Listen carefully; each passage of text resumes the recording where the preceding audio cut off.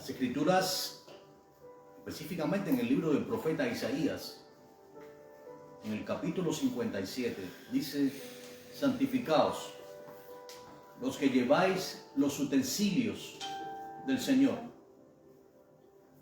Nosotros llevamos los utensilios de Dios. El Espíritu de Dios, si es que somos hijos, mora en nosotros. Nosotros servimos a Dios con todo nuestro ser.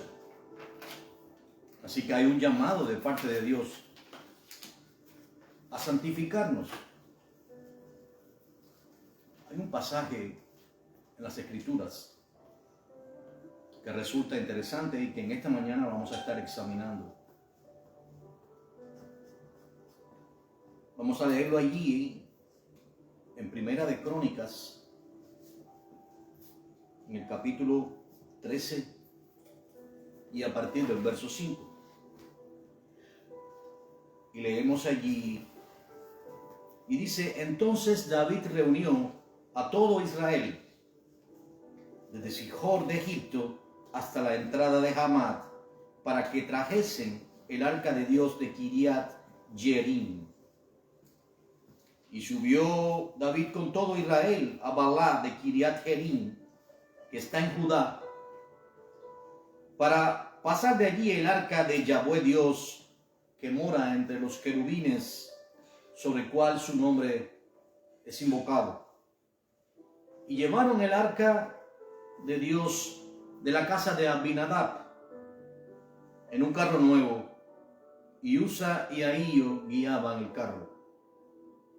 Y David y todo Israel se regocijaban delante de Dios con todas sus fuerzas, con cánticos, arpas, salterios, tamboriles, címbalos y trompetas. Pero cuando llegaron a la era de Kidón, Usa extendió su mano al arca para sostenerla, porque los bueyes tropezaban. Y el furor de Yahweh se encendió contra Usa y lo hirió, porque había extendido su mano al arca, y murió allí delante de Dios. Y David tuvo pesar porque Yahweh había quebrantado a Usa, por lo que llamó a aquel lugar Pérez y Usa hasta hoy. Y David temió a Dios aquel día y dijo: ¿cómo he de traer a mi casa el arca de Dios? Y no trajo David el arca a su casa en la ciudad de David, sino que la llevó a la casa de Obed-Edom Geteo. Y el arca de Dios estuvo con la familia de Obed-Edom en su casa 3 meses. Y bendijo Yahweh la casa de Obed-Edom y todo lo que tenía. El tema de esta mañana lo hemos titulado: cuando la presencia de Dios va entre nosotros. Y la pregunta que debemos hacernos es: ¿cómo he de traer a mi casa el arca de Dios? Dios ordenó a Moisés, el cual guió a Israel cuando lo sacó de Egipto, construirse un arca. Y le dio las instrucciones precisas. Y las Escrituras dicen que la presencia de Dios estaba en el arca. Hoy no tenemos el arca entre nosotros, pero la presencia de Dios, sin lugar a dudas, está entre nosotros. Así que, ¿cómo podríamos entender o cómo podríamos estudiar este pasaje? Aparentemente aquí resulta que Usa, del cual vamos a estar explicando el contexto detrás de todo esto, pues fue a proteger el arca porque era trasladada a su lugar. Y aparentemente el arca, guiada por estos bueyes, tropezó y se fue a caer. Y entonces Usa intentó sostenerla. Probablemente muchos habrían visto con agrado esto y habrían incluso dicho, oh, hizo algo excelente Usa, hizo algo bueno para Dios. Tocó el arca para evitar que cayera. Pero cuando leemos que el resultado de esta acción fue tan ofensivo para Dios que produjo la muerte de Usa, entonces debemos preguntarnos qué hay detrás de todo esto y qué mensaje nos puede enviar Dios en esta mañana. Lo cierto es que el autor de los Hebreos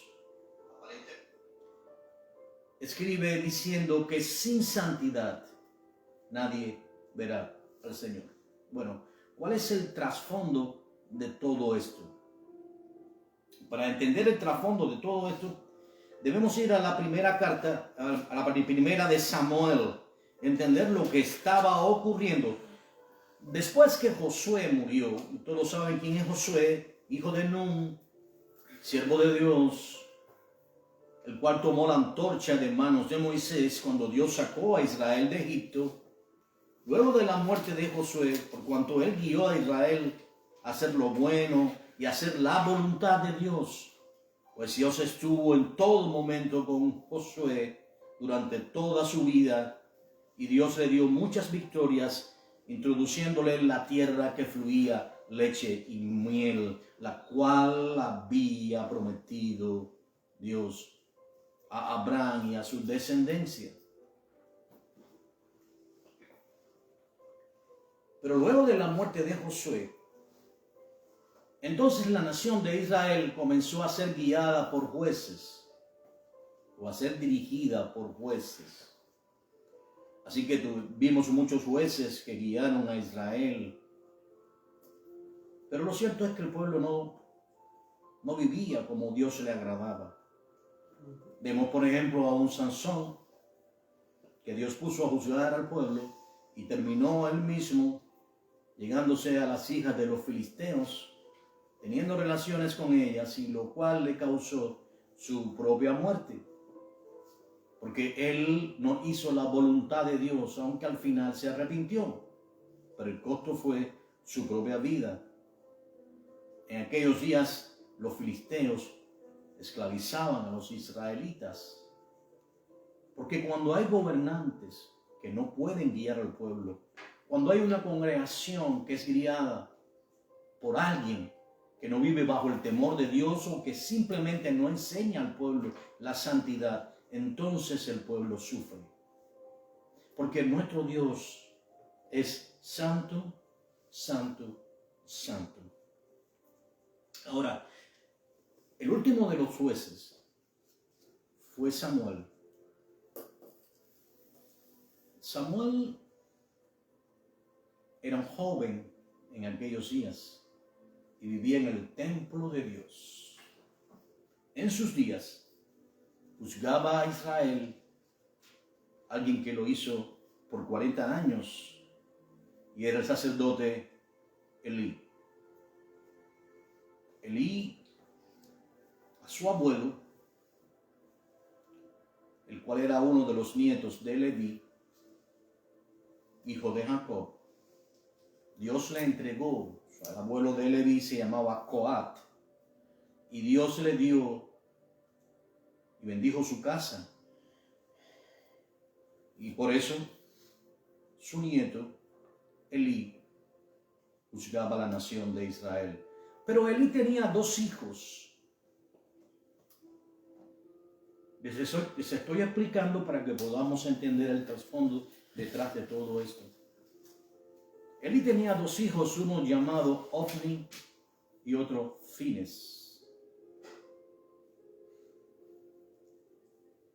Ofni y Fines contaminaban la casa de Dios, contaminaban las ofrendas del Señor, porque metían una especie de garfio en las ofrendas y tomaban lo mejor para ellos, sin temor de Dios. Pero además, Ofni y Fines dormían con las mujeres, estaban afuera del tabernáculo y que supuestamente donde se debía adorar a Dios. Así que entonces Dios se enojó con Elí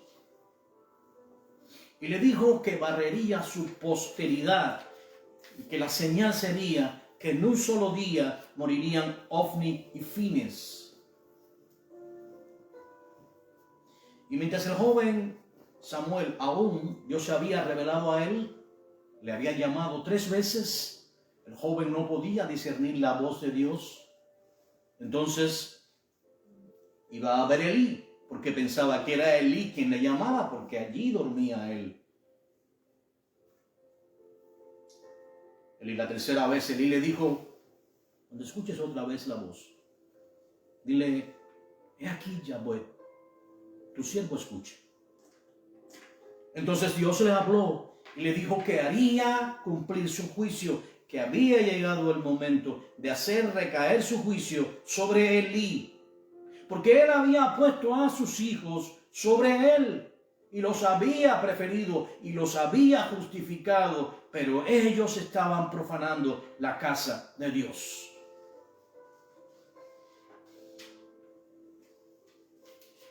Así que entonces ahí pues en la primera de Samuel resulta que los filisteos se pusieron en orden para pelear contra los israelitas.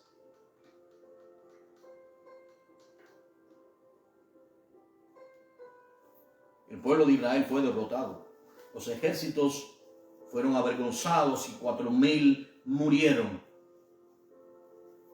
Entonces el pueblo tuvo una idea. Y dijeron: entonces traeremos el arca de Dios. Y cuando el arca llegó al campamento de Israel, entonces se oyó una gran voz de júbilo. Porque el arca que representaba, reitero, la presencia de Dios entre el pueblo, como está la presencia de Dios hoy entre nosotros. Entonces los filisteos oyeron aquel gran clamor de júbilo y dijeron: ¿qué es eso que ocurre en las tiendas de Israel? Y les fue dicho: el arca de Dios está entre ellos. Entonces los filisteos tuvieron gran miedo.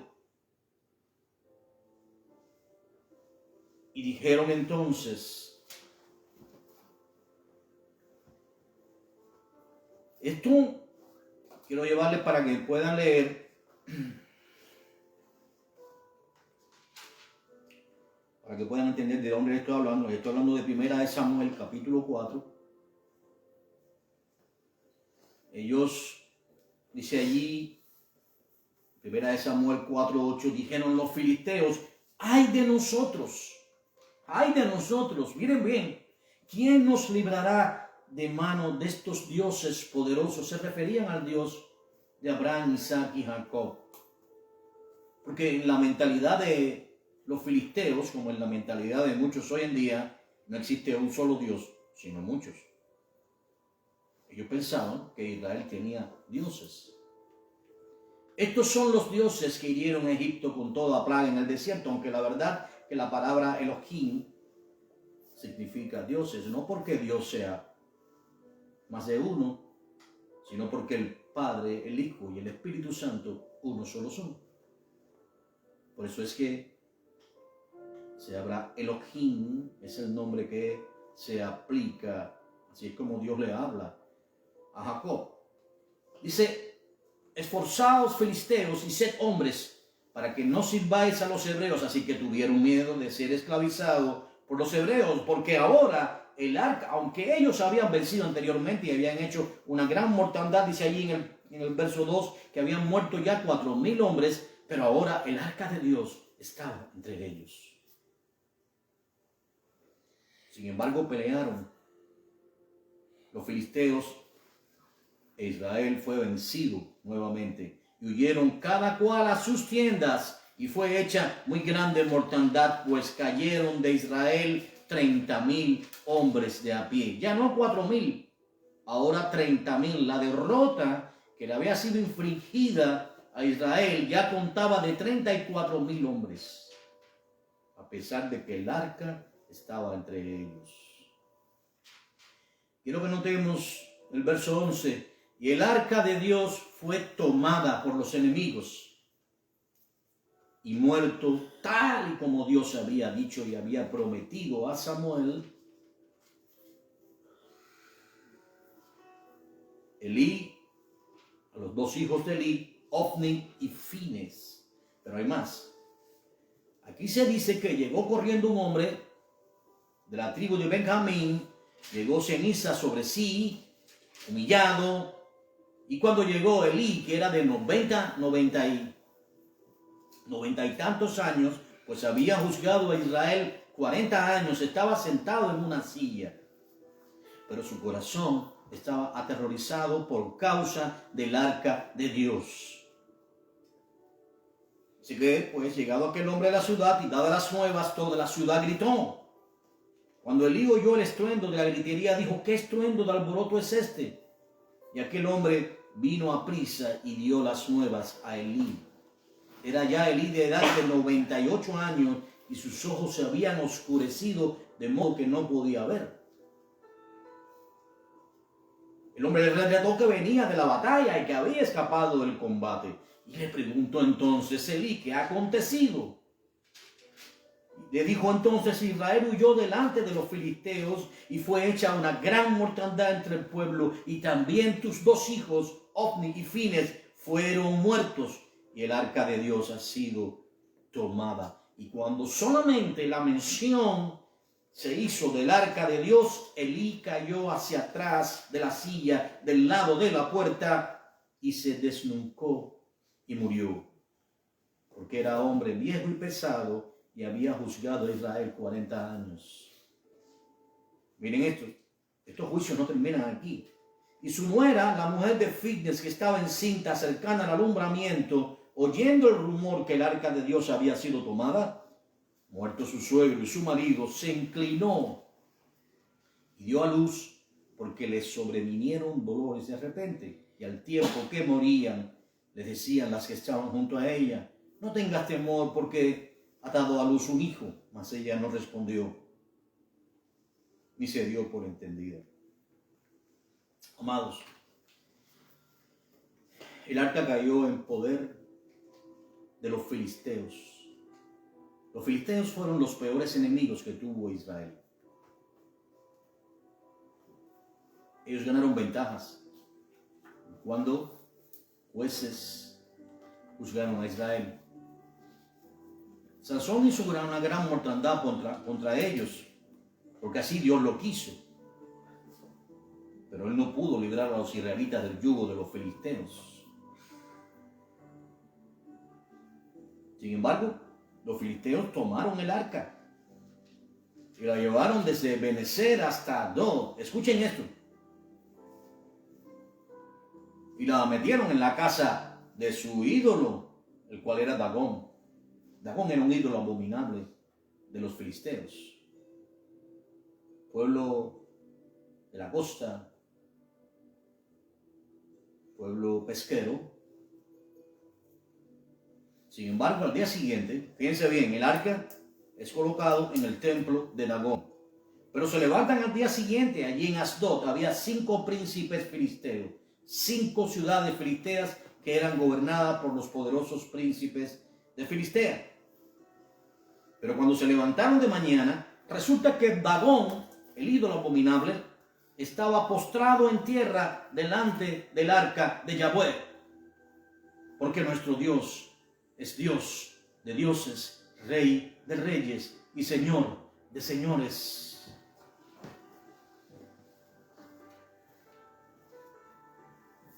Sin embargo, volvieron a dormir. Al día siguiente, he aquí que Dagón no solamente estaba postrado otra vez delante del arca de Yahweh, a pesar de que había sido colocado en su lugar el día anterior por los filisteos, sino que la cabeza de Dagón y sus 2 palmas, las palmas de las manos, estaban cortadas sobre el umbral, habiéndose quedado solamente Aragón, el tronco, pero mucho más, porque cuando la presencia de Dios es llevada por los impíos, la presencia de Dios golpea. Porque cuando el nombre de Dios es blasfemado, y cuando los impíos que aborrecen a Dios intentan hacer obras pensando que de esa manera agradan a Dios, la mano de Dios, por el contrario, o creyendo que a través de las obras ellos se ganan el favor de Dios, entonces exactamente por el contrario, la mano de Dios se agrava contra ellos. Dice allí en el verso 6 que se agravó la mano de Dios contra los moradores de Asdod, una de las ciudades filisteas, y los hirió con tumores en todo su territorio. Ellos tuvieron miedo y comenzaron a trasladarse el arca de lugar a lugar, pero donde quiera que el arca llegaba, no solamente a Asdod, sino a Gat, a Acrón, a diferentes lugares, el arca producía mortandad, tumores malignos en las personas. Muchos de los filisteos morían. Fíjense bien, lo que no podía hacer un ejército, lo hacía el arca de Dios. Y hubo una gran plaga de ratones que destruía todo entre los filisteos. Lo cierto es que el arca de Dios estuvo entre los filisteos por 7 meses. Entonces los filisteos tomaron consejo de sus adivinos y dijeron, ¿qué haremos? Es necesario devolver el arca a donde pertenece. Pero si la devuelven, no la envíen vacía. Entonces decidieron hacerse 5 tumores de oro. Por causa de los tumores que Dios había infligido a los filisteos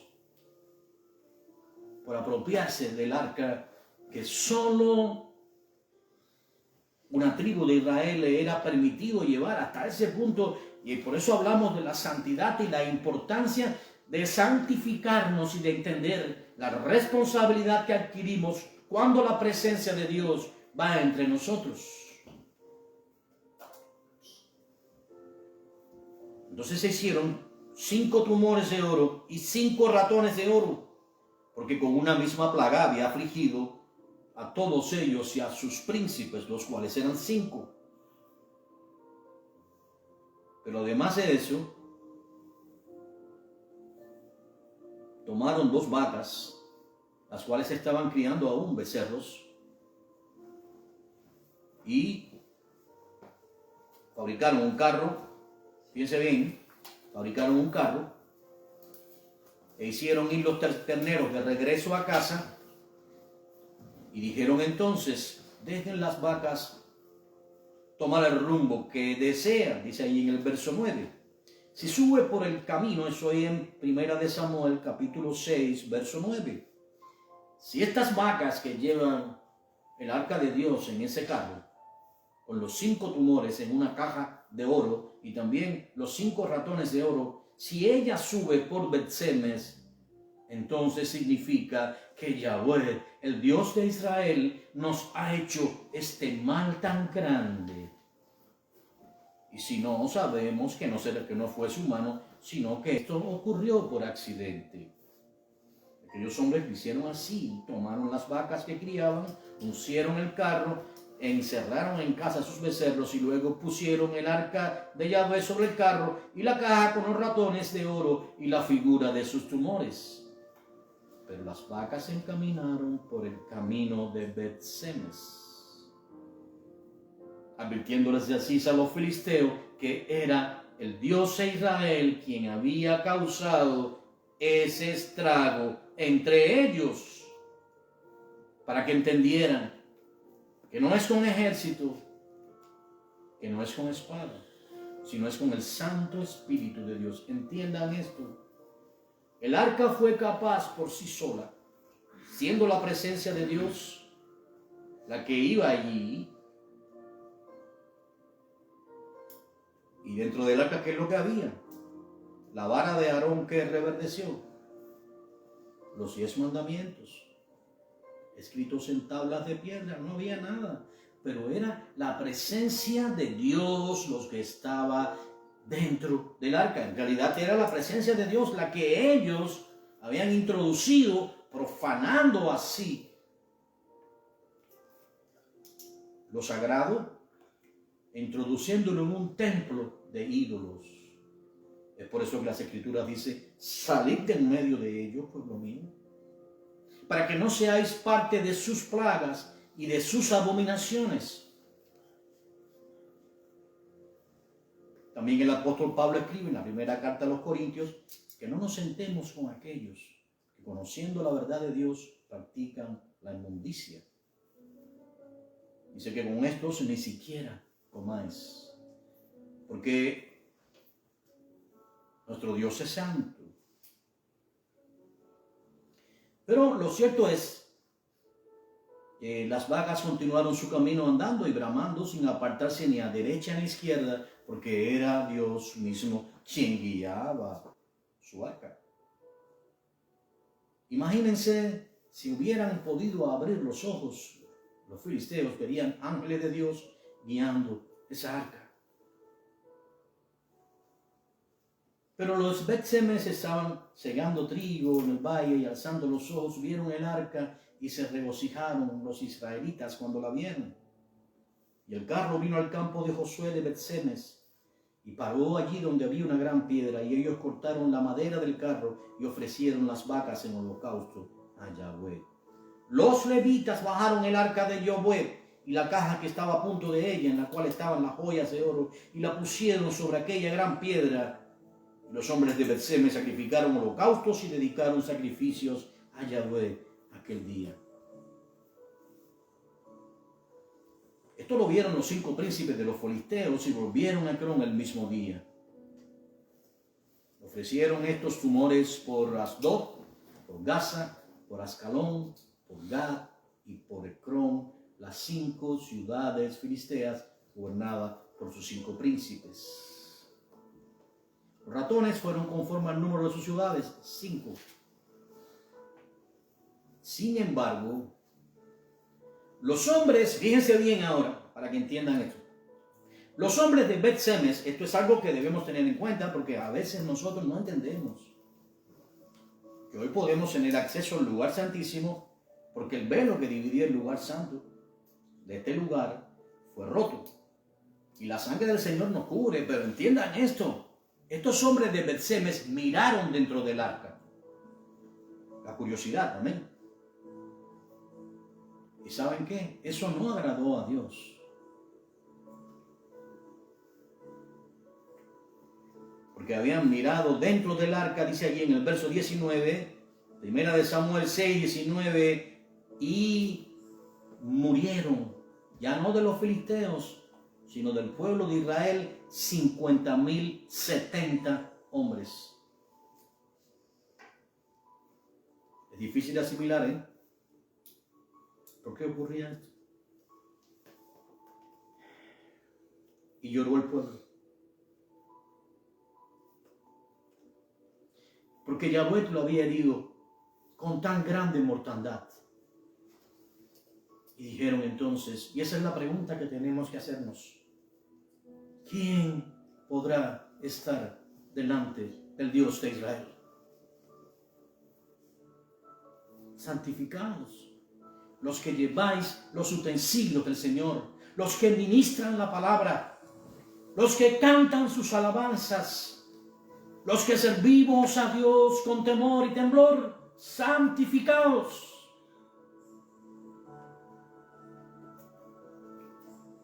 Dice, ¿quién podrá estar delante del Yahweh, el Dios santo? ¿A quién subirá desde nosotros?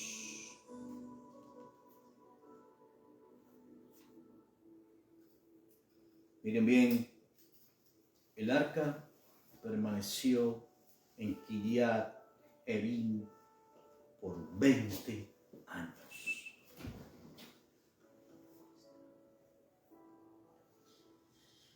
Sin embargo, David, luego de la muerte de Saúl, tuvo en su corazón el rescatar el arca. Todavía ahora vamos a entrar en lo que comenzamos. Hemos estado haciendo un recuento para poder entender el contexto detrás de todo esto, y luego nos haremos algunas preguntas nosotros mismos para entender exactamente qué mensaje nos deja el tema de hoy. ¿Qué podemos aprender del tema de hoy? Dice allí en el capítulo 13, Primera de Crónicas, capítulo 13. Acompáñenos por favor para que no pierda el contacto con las Escrituras. Miren, nosotros tenemos que ser como los de Berea. Los de Berea ponían a prueba lo que se les enseñaba, y específicamente el apóstol Pablo. ¿Saben qué? Escudriñen las Escrituras para poner a prueba lo que se enseña. Dice ahí en Primera de Crónicas, en el capítulo 13, que David tomó consejo con los capitanes de millares y centenas, y con todos los jefes. Y dijo David a toda la asamblea de Israel: si os parece bien, y fíjense bien, miren bien lo que dice David ahora, y si es la voluntad de Yahweh nuestro Dios, enviaremos a todas partes, porque esto es importante entenderlo. No es nuestra voluntad, es la voluntad de Dios. Si Dios quiere, iremos. Si Dios quiere, haremos esto o aquello, este negocio o aquel. No tenemos en nosotros la habilidad de declarar o decretar, porque somos como la hierba. Hoy estamos y mañana somos cortados. Nuestro espíritu huye de nosotros. El soplo de Dios regresa al Dios que nos dio, y nuestra alma, si somos de Él, vamos al cielo en espera de recibir un cuerpo glorificado. Pero ahí dice claramente que David dijo que si os parece bien y si es la voluntad de Yahweh nuestro Dios, enviaremos a todas partes por nuestros hermanos que han quedado en todas las tierras de Israel, y por los sacerdotes y levitas que están con ellos en sus ciudades y ejidos, para que se reúnan con nosotros y traigamos el arca de nuestro Dios a nosotros, porque desde el tiempo de Saúl no hemos hecho caso de ella. Y dijo toda la asamblea que se hiciese bien, porque la cosa parecía bien a todo el pueblo. Parecía bien, amén. La pregunta es, ¿le parecía bien a Dios? Hay caminos que al hombre le parecen rectos, pero son caminos de perdición. Hay acciones y decisiones que nosotros tomamos en un momento dado, pero sin consultar a Dios. Y nos consultamos entre nosotros mismos, pero no preguntamos a Dios: ¿es esta tu voluntad, Señor? ¿Cómo debemos hacer esto o aquello? ¿De qué manera? Aunque parezca incomprensible, si Dios nos muestra su voluntad, y esa voluntad está aquí en las Escrituras, entonces debemos hacer como nos dice la mayoría de las personas, tal y como dice David. Fíjense que David no tomó una decisión unipersonal. Él consultó con muchas gentes, probablemente sus príncipes, o probablemente sus personas más cercanas, y probablemente con algunos religiosos. Pero no dice aquí que David consultó con el Dios de Abraham, Isaac y Jacob.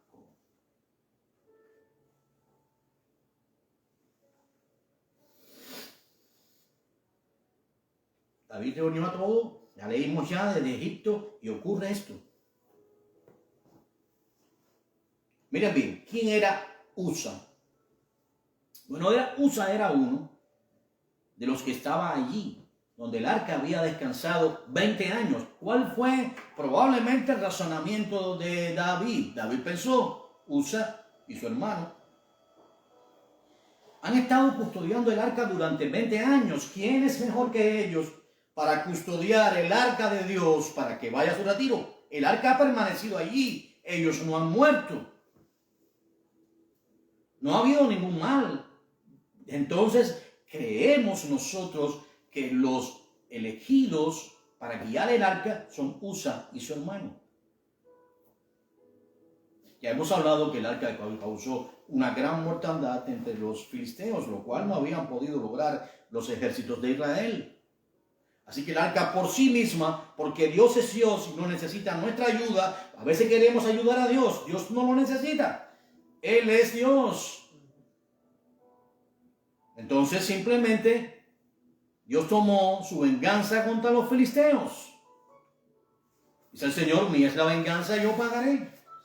Eso ocurre cuando nosotros tratamos de actuar en nuestras propias fuerzas y no dejamos lugar a Dios. Pero lo cierto es que esto produce mortandad. Y entonces Usa, pensando que el arca podía caer en tierra, número uno que hizo fue tocarla. Y yo quiero, primeramente, que nosotros entendamos algo. Hay algunas instrucciones de parte de Dios. Yo quiero que me acompañe allí al libro de Éxodo, porque el arca no fue así, sino había instrucciones de parte de Dios, primeramente, de quién debía transportarla, y número dos, qué pasaba si alguien la tocaba. Ahí en el libro de Éxodo, en el capítulo 25, vamos a estudiar allí, a partir del verso 12 y hasta el 15. Vamos a comenzar a partir del verso 10, las instrucciones que Dios le da a Moisés, y le dice, harán también un arca de madera de acacia. Fíjense bien que no era cualquier madera, madera de acacia. Es una madera preciosa, con las medidas exactas. Recuerden, como Dios también le dio a Noé las medidas del arca de salvación, pues ahora Dios le da a Moisés las medidas exactas que tenía que tener el arca y la manera en que debía ser construida. Tendrá 2 codos y medio, su anchura de codo y medio y su altura de codo y medio. La vas a cubrir de oro por dentro y por fuera, y harás sobre ella una cornisa de oro alrededor. Miren bien esto, miren bien esto. ¿Cómo se trasladaba el arca? Fundirás para ella 4 anillos de oro. Imaginen el arca y 4 anillos, uno en un extremo del lado derecho, otro en el otro, uno en el extremo izquierdo y otro al final del extremo izquierdo.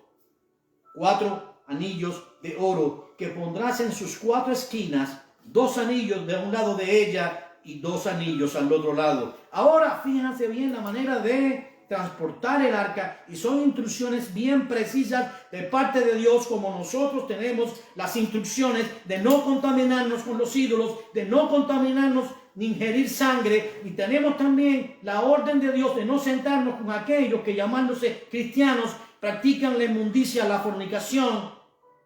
Y también tenemos la ordenanza de sentarnos con los impíos solamente para hablarle la palabra de Dios, pero no participar de sus malas obras. Y dice así, meterás unas varas de madera de acacia, las cuales cubrirás de oro, y meterás las varas por los anillos a los lados del arca para llevar el arca con ellas. No se podía tocar el arca. Números 4:15, para abreviar el mensaje, dice que aquellos que tocaran el arca morirían. Y que el arca solamente podía ser transportada por los levitas. Usa no era levita. ¿Qué aprendemos de todo esto? En primer lugar, fueron los filisteos los que dictaron la orden, la manera en que el arca debía ser guiada.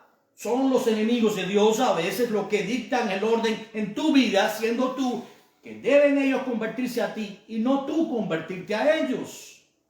Tú no recibes instrucciones de cómo el mundo cree que debe ser esto o aquello, o te admiras a veces de las obras del mundo, las obras altruistas. Déjame decirte algo, el mismo profeta Isaías describe que las obras hechas fuera de Dios son como trapos de inmundicia. Así que ninguna de esas obras, en primer lugar, impresionan a Dios y para nosotros deben ser tenidas en nada. Tal vez hoy vas a celebrar el Día de las Madres. No hay ninguna exhortación en las Escrituras a participar de ese día. No hay nada malo en reunirnos, pero tengamos cuidado, mucho cuidado, en sentarnos a compartir con los impíos. Porque nosotros somos pueblo santo, escogido por Dios, real sacerdocio, nación santa. Dios nos ha santificado. Dios nos ha apartado para Él. Y nuestro Dios es celoso. A veces nos sentimos solos. A veces nos sentimos despreciados en este mundo. Nos ven como fanáticos.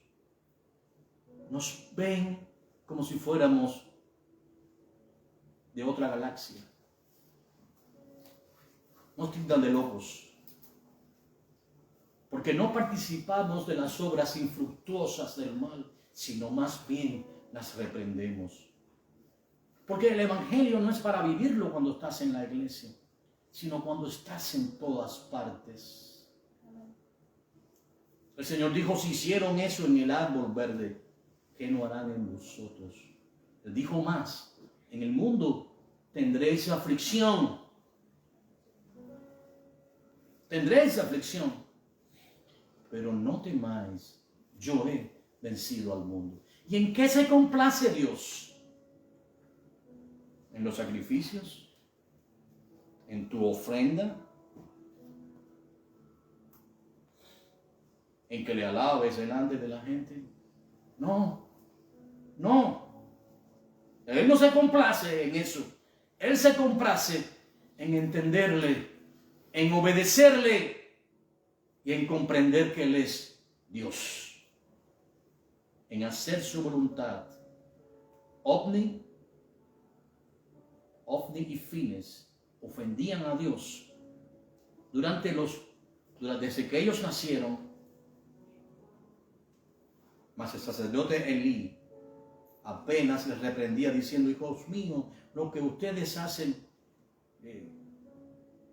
es grave, porque si alguien ofende a un hombre, es juzgado por el hombre.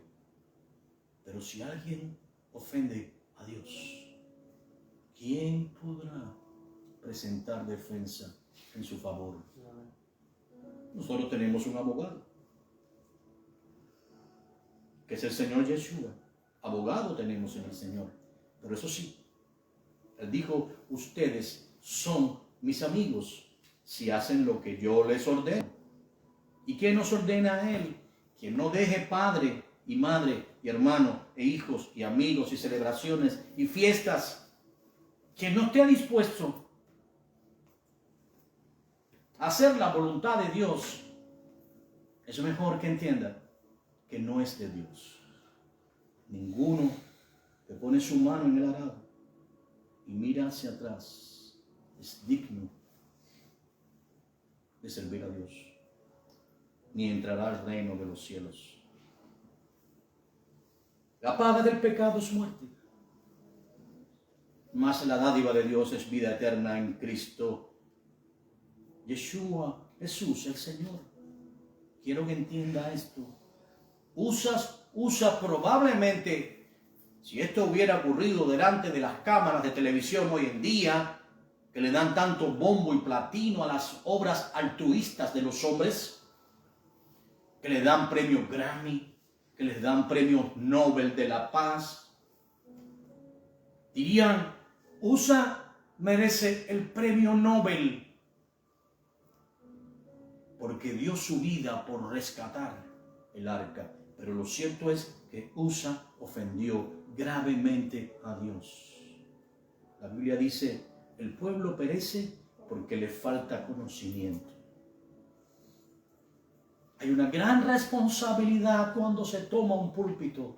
Santiago 3 dice, amados, no os hagáis maestros muchos de vosotros, sabiendo que acarrea mayor condenación. Hay maestros que están enseñando desde el púlpito un evangelio diferente, basado en obras. Y así enseñan a los hombres, diciendo que del tamaño de tu ofrenda será el tamaño también de las bendiciones de Dios. A Dios no puedes comprarlo con tu dinero. ¿Qué demanda Él de ti? Repito, sino que te santifiques, que le obedezcas y que hagas su voluntad. Podrás tener muchas obras, Pero esas obras no te guían al cielo, te guían al infierno. Las únicas obras que no nos guían, porque hay un solo camino al Padre, que es el Señor. Y no es a través de nuestras obras, sino a través de nuestra fe. Hay un solo camino, que es el Señor. Hay una sola manera de entrar al cielo, y es a través de un camino angosto. Y es entrando por una puerta estrecha. Dios dijo, solamente los levitas podrán transportar el arca. Y solamente Leví podía hacerlo porque Dios dio el sacerdocio a Leví. Hoy tenemos un sumo sacerdote que entró de una sola vez y para siempre en el lugar santísimo. Ya no conforme al sacerdocio arónico, sino conforme al sacerdocio de Melquisedec, del cual se dice claramente que no tiene padre, ni madre, ni días, ni edad, y que es figura del Mesías. Es ese nuestro sumo sacerdote y nuestro rey. Y él ha dicho, santificaos, que sin santidad nadie verá al Señor. Que no es a nuestra manera, es a la suya. Tal vez lo que en esa mañana estamos enseñando es difícil de asimilar. Hoy, como les digo, muchas personas se van a sentar y llamados cristianos, van a beber. Quizás algunos hasta se pasen de trago con su familia, porque es el día de las madres. Y yo me pregunto, ¿acaso Dios nos da un día para pecar?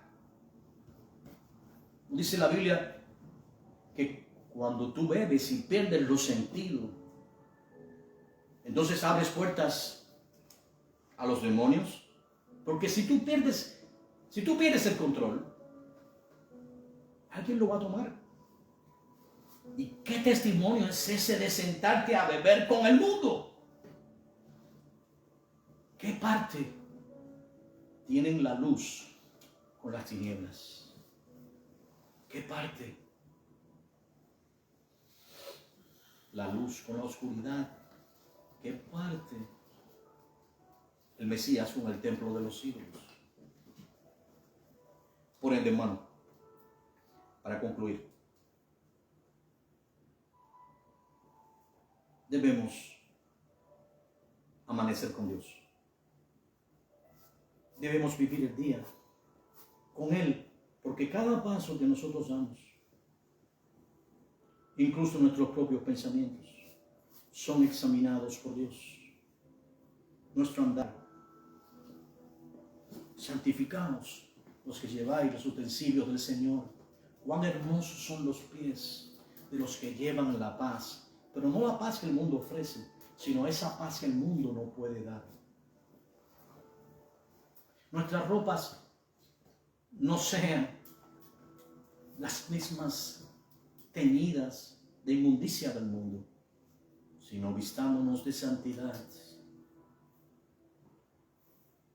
Nuestras palabras hablen de Dios, de lo que hay, de quién es Él. Llevémosle a otros la esperanza de salvación. Basta ya de decir que Dios ama al pecador, pero aborrece el pecado. El Salmo 7 de la Biblia dice claramente que Dios está enojado todos los días con el pecador. Y dice más. Dice que ha empezado su arco y que ha labrado saetas de muerte. Eso implica que Dios no nos ama. Dice la Biblia, de tal manera amó Dios al mundo,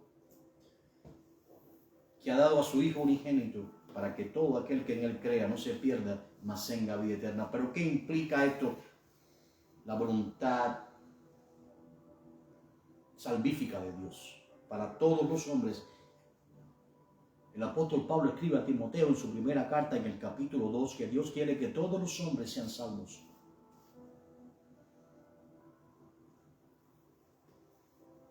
Y vengan al conocimiento de su palabra. Esa es la voluntad perfecta de Dios. Pero ¿qué ocurre? Que los hombres no vienen a la luz porque aman más las tinieblas que la luz. Aman hacer lo que el mundo hace. Aman todo lo que Dios aborrece. Por eso es que no vienen a la luz. Entonces Dios les envía a un predicador, les envía 2, les envía 3, les envía 10. Las plantas le hablan al pasar por su lado. La creación gime delante de ellos, y cuando ven la perfección de toda la creación se asombran y dicen: cuán perfecto es todo esto. Pero desprecian al Hacedor de las Pleiades y el Orión. Y así Dios le habla de diversas maneras. Cada amanecer le habla en sueños, le habla en visiones. Y ellos creen que son ellos mismos, pero es Dios hablándoles. Pero ellos desprecian de continuo esa salvación tan preciosa que Dios nos regaló a través de su Hijo, al cual clavó en un madero. Y lo hizo maldición por nosotros, pues escrito está: maldito es el que es colgado en un madero. ¿Cuánto más? ¿O qué suertes correrán aquellos que dan por inmunda esa sangre derramada en las cruces del Calvario, por ti, por mí y por todos los hombres? Ya solo les queda una horrenda expectación de juicio y del borde de fuego que devorará a los hombres. Así que toda su vida transcurre delante de ellos, y un día Dios dice: hasta aquí, y les arranca el soplo de vida y el hombre cae. Y cuando su espíritu regresa a él, su alma entonces cae por un abismo al infierno de fuego, al tormento. Porque no despreciaron a un gobernante, porque no despreciaron a un rey ni a un sacerdote. Despreciaron al Verbo de Dios, a la palabra que les habló desde que nacieron hasta que durmieron, que les decía: arrepentidos, volveos a mí. Y sacrificaron ese sacrificio irrepetible, hecho de una vez y para siempre en la cruz del Calvario. Entonces irán ellos al fuego eterno, donde el gusano de ellos nunca muere y el fuego nunca se apaga.